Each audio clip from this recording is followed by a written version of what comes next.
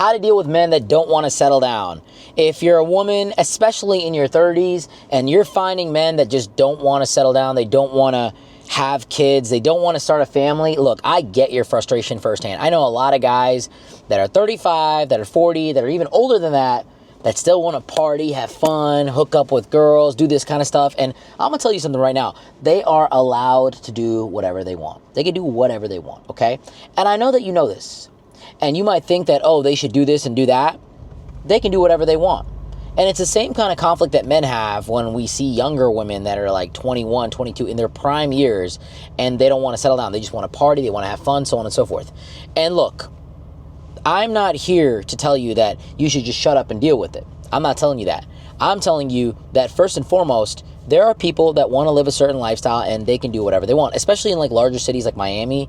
There's a lot of guys in their 40s that still feel like they're a kid because 40 is like the new fucking 25 here for guys. I don't know what it is in the water, but a lot of guys are still going out, still having fun, so on and so forth. I don't necessarily 100% agree with it, but hey, they can do whatever they want. And if they're having success and they're having fun in that lifestyle and those choices are making sense for them, which is why they're making those choices, then more power to you.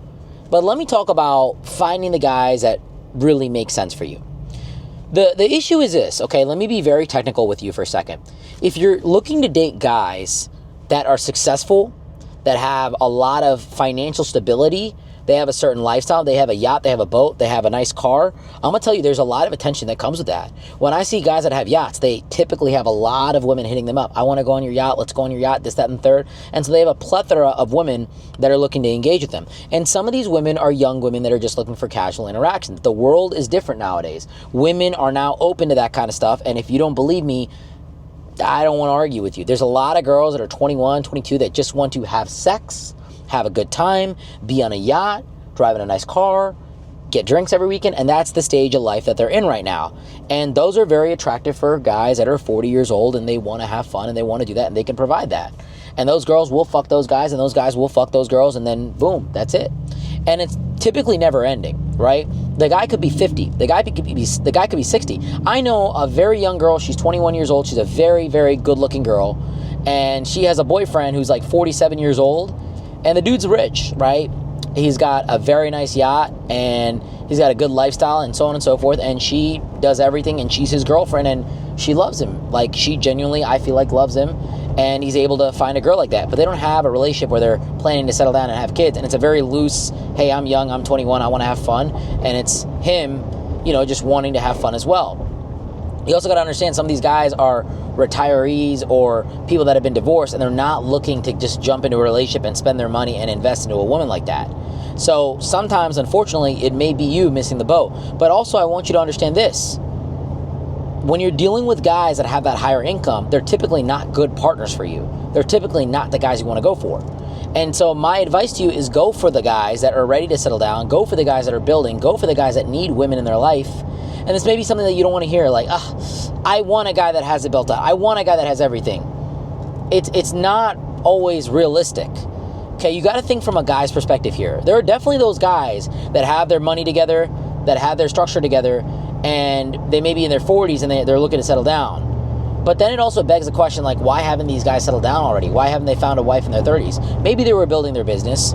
Maybe they were just not in the right stage of mind. I'm in my early 30s and I'm not 100% ready to, like, right at this moment settle down. If I met the right woman, I would definitely, like, date her, and then in a year or two, yeah, probably. But I'm telling you right now,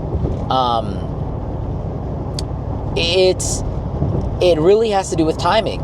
It really has to do with timing. And it really has to do with the pool of guys that you're talking to. My advice is to step out and look for guys that are in different arenas and that are not as financially stable. And, if you're making money, if you have your lifestyle set up and everything like that, then great. You can afford to date a guy that is not as successful because you have your own money. And that's just fine. And we live in a different society today. And you can argue that all you want and say, oh, I want a traditional relationship. Listen, man, traditional men are not going to date women over 30. You go overseas, women over 30 are not getting selected for. In fact, in our culture, if you're over 30 and a woman, you're like done. Like nobody wants to marry you. I hate to say it, but that's the truth. So the traditional men are not looking for women over 30, but also The modern men are more than happy to marry women over 30. There's a lot of women that are 35, 36, and they're absolutely gorgeous, they're absolutely beautiful, and they deserve all the love in the world. And you may be one of them. But you have to understand that if you're looking to play in that ballpark, you have to go for men that are either significantly older, I'm talking 45, 50, or you have to go for men that are not as established and they're looking to build with a woman in a more economic state. So my advice to you is to look elsewhere. Don't go for the same guys that you're going for, because you're not finding the results there, and that's obviously why you're frustrated, and that's obviously why you're a little upset. You're going for those guys that are 40 years old, that have yachts, that have jets, that have this, that have that. I'm not saying all of you are like that, but they typically have a little bit of financial stability. You're not going to find them as ready, as available, as mindset based to be settling down and lock in. When a man has a lot of availability with women sexually, they typically don't want to settle down unless they have a big business they're building. They're threatened by women in a sense where they don't want to deal with the negative repercussions of, dealing with too many women, which is kind of like where I am at. I don't deal with too many women. For me, it's a threat for me. I don't really like it. But also, more than anything else, they're in a mindset where they want to really lock in and have children, and sometimes those guys are just not there. So if you're a woman and you're young, in the sense of like you're in your 30s and you're looking for these guys that want to settle down, I want you to understand, go a lot older. Go older. Older men are more likely to settle down and give you that life. And if you're settling down with somebody, it should be for the right reasons. It should be for family, legacy, all the above. Or go for a man that's building and help him build. One of the best pieces of advice I can give you as a woman is, seriously, just try to help a man in his life. Try to contribute to him and watch what happens. And also just listen to men. Listen to what he has to say. Let him vent to you, because these are the things that create that attachment, that high level of emotional attachment where he's like, man, I really like Sarah. She's always listening to me. She's always kind. She helps me in my business.